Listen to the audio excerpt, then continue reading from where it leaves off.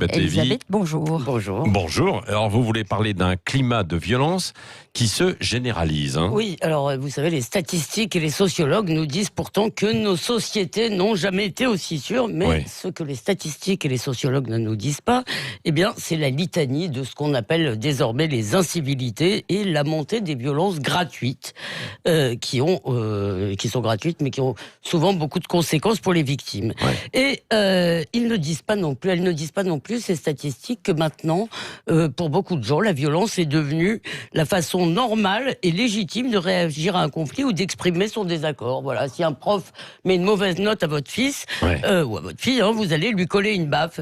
Et si votre activité me déplaît, eh bien, j'irai incendier vos installations. C'est-à-dire que tout se passe comme si on était en train de perdre en fait le langage, Ouais. l'usage du langage pour résoudre nos conflits et nos divergences.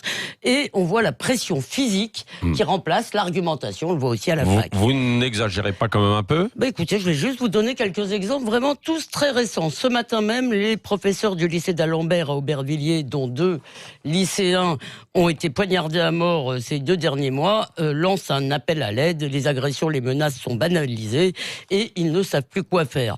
Le week-end dernier, je l'ai évoqué, il y a eu dans la Drôme, Oui. des élevages, 4 élevages, 4 fermes ont été incendiées. Il y a 23 vaches notamment qui sont mortes. Alors l'enquête est en cours, mais on peut constater, je ne sais pas si c'est le cas, qu'il y a des violences liées à l'environnement qui sont en train de monter. Il y a des choses épouvantables qui se font aussi au nom de très bonnes causes. Mercredi soir, mercredi soir, des jeunes de la droite identitaire qui faisaient une revue étaient réunis dans un bar de Rennes, attaque, agression de prétendus antifascistes, et il y en a un il y a un des jeunes qui est très gravement blessé. Et je dirais encore que c'est peut-être un peu moins grave, mais c'est tout de même une forme de violence. Depuis hier, à cause du Black Friday, eh bien, il y a des militants qui trouvent que c'est pas bien, ce que je comprends très bien, et qui, puisque c'est pas bien, bloquent le dépôt d'Amazon, je crois que c'est dans l'Essonne. Donc, vous savez, voilà, on n'est pas d'accord, on fait de la pression. Oui, alors ça c'est plus sur un terrain un petit peu social, quoi. Oui. Mais bon, comme le mouvement de la fin de la semaine prochaine. Bon, mais il y a aussi la question récurrente des violences urbaines, quoi, Oui, alors Elisabeth. violence urbaine, c'est un peu un euphémisme pudique aujourd'hui pour désigner ce qui est souvent des scènes de guérilla. Et on voit tous les policiers, toutes les personnes qui sont dépositaires de l'autorité publique, tous les policiers, pardon, je voulais dire, et tous les autres, des pompiers aux professeurs, qui deviennent maintenant des cibles légitimes. Je vous cite juste le cas de Mulhouse. Ça a commencé vendredi dernier, un jeune qui s'est tué, c'est très malheureux, mais enfin il s'est tué tout seul en cherchant à échapper aux forces de police. Donc le lendemain, alors il y a eu des affrontements de jeunes avec la BAC, mais ce qui est encore plus grave, c'est qu'il y a une dizaine d'individus de tous cagoulés qui ont attaqué le siège de la compagnie de gendarmerie à Mulhouse où sont logées les familles. C'est pas simplement le commissariat ou la caserne. Et le lendemain, eh bien, que s'est-il passé? C'est là, je trouve ça très symbolique.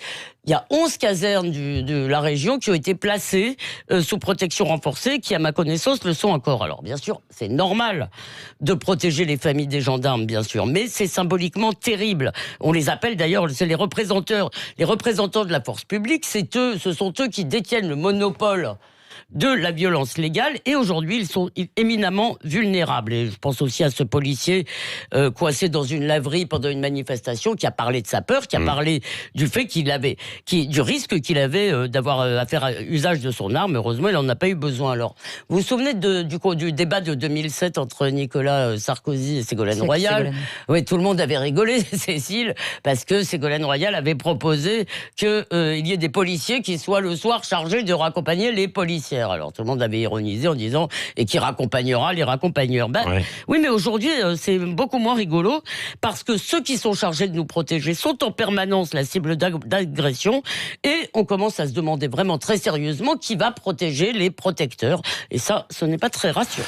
Merci. Le regard libre, comme chaque matin à 8h15 d'Elisabeth Lévy, que vous pouvez retrouver également en podcast sur notre site internet et également sur les réseaux sociaux.